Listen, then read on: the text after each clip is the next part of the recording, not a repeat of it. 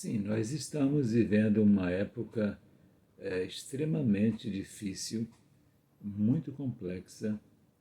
Eu não sei como faria hoje se tivesse filhos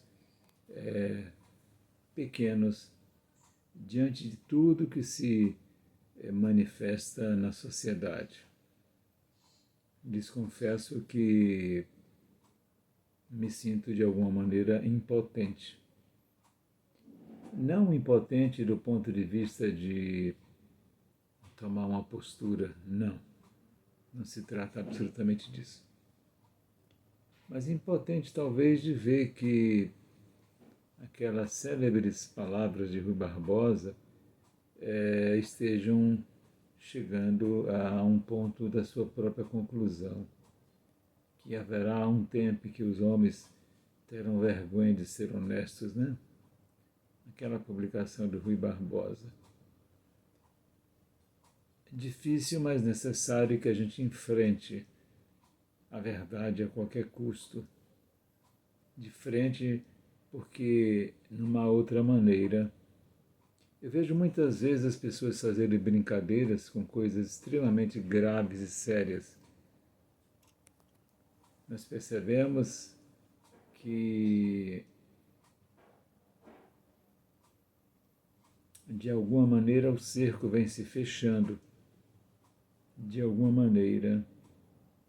E é a minha vida, é a sua vida, é a vida do meu pai, da minha mãe, dos meus irmãos e da sua família também, que está em jogo. Nós não podemos combater a violência sem ser de uma outra forma, a não ser com a capacidade com a inteligência emocional necessária para a solução dos graves problemas. Eu fico muito feliz e muito triste por dois motivos. Feliz de perceber que existem ainda homens nesse Brasil e neste mundo, inclusive, né? Homens éticos, homens sérios. Fico feliz de saber isto.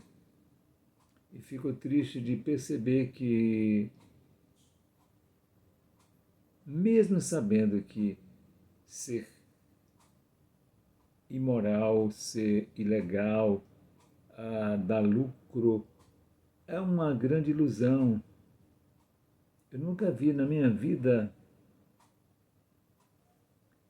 pessoas imorais e ilegais serem felizes.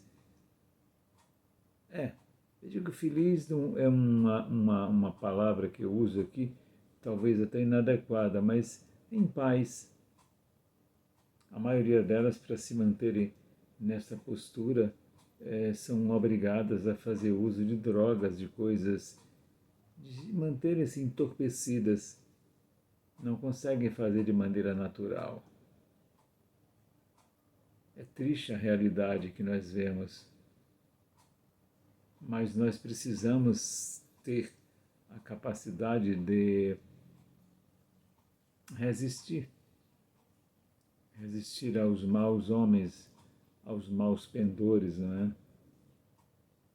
Eu hoje conversava meio-dia com uma pessoa muito querida e dizia como é interessante, como é responsável, como é bom.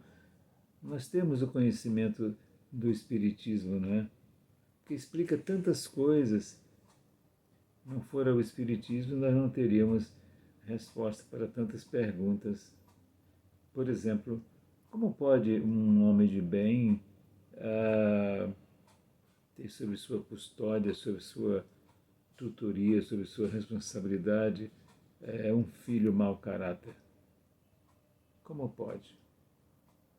Se ele não viu nos seus pais a realização de coisas ruins, perniciosas, de coisas de caráter negativo, nós só encontramos uma explicação plausível para esta pergunta, essa indagação, no Espiritismo, quando nós sabemos que muitas vezes um espírito, um padrão vibratório, moral baixíssimo, reencarna em uma família de bem, para que ele aprenda alguma coisa de bem e de bom e de positivo. É o único mecanismo que ele tem para que ele possa se restaurar de alguma maneira e que no futuro, sabe, ele próprio nas suas consequências, junto às leis divinas, ele possa ser grato àquela família que o empurrou para um caminho diferenciado, né? Pelo menos empurrou, não significa que ele tenha entrado nesse novo caminho, né? Então nós só encontramos resposta para muitas indagações no Espiritismo. Não há como buscar dentro do materialismo, não há como buscar dentro do conceito de fisiologia ou biologicismo, não há como. Se você tem um pai com 5 filhos, teoricamente todos 5 teriam os mesmos pendores, as mesmas práticas daquele pai, o que não é verdade. Como explicar isto? E onde foi que ele aprendeu tanta coisa mal feita? De onde ele trouxe tanta maledicência, tanta coisa ruim? Não é no sangue que se traz isso. Se não é no sangue, deve ser em outra coisa. Eu tenho aqui um vídeo chamado Nosso DNA Espiritual, em que eu vou um pouco mais a fundo nessa questão, né? Embora seja muito complexa para se explicar em 5, 10 minutinhos, né? Todos nós somos uma sementinha. E essa sementinha, ela é plantada aqui, quando nós chegamos aqui, na nossa família corpórea, e aqui nós desabrochamos. É dessa maneira que a gente explica a presença de pessoas, digamos assim, né? Completamente opostas à orientação dos seus pais.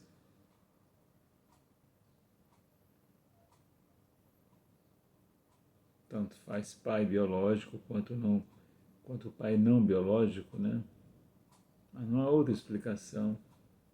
E é preciso também que se diga uma coisa: o espírito se revela quando ele alcança a maioridade, 18, 20, 19, é quando o espírito ele abre-se como uma grande flor, como uma grande rosa. Ele abre as suas pétalas e diz: eu sou isso aqui. Então, muitas vezes os pais se sentem intimidados, porque jamais fizeram ou deram essa orientação, mas o espírito, ele manifesta essa sua aptidão para aquilo que não presta, para aquilo que não é bom, para aquilo que é imoral, ilegal. Então, a doutrina dos espíritos, a doutrina dos mortos que falam,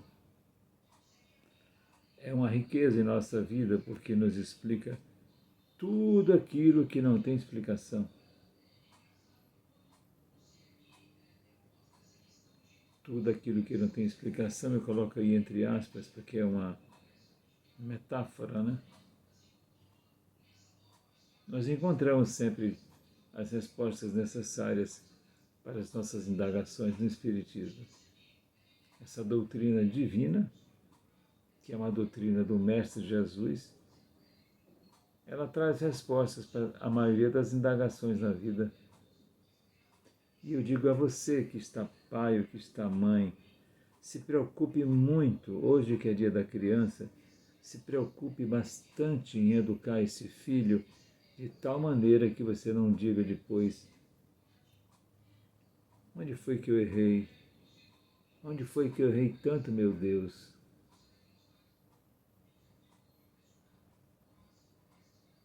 Que você tenha tranquilidade em sua mente, em seu coração. Você não errou, pai e mãe, esse espírito já era assim. Você só não se deu conta enquanto estava sob seus cuidados, debaixo das suas asas. Por isso é que o Espiritismo também recomenda que a gente apare, como faz um bom jardineiro, apare as arestas, desde que a gente perceba algumas coisas desde aquela criança que não correspondem à nossa orientação maior. Namastê, namastê. O Deus que habita em mim, cumprimento o Deus que habita em você. Namastê. Jesus esteja em seu coração. Muita paz.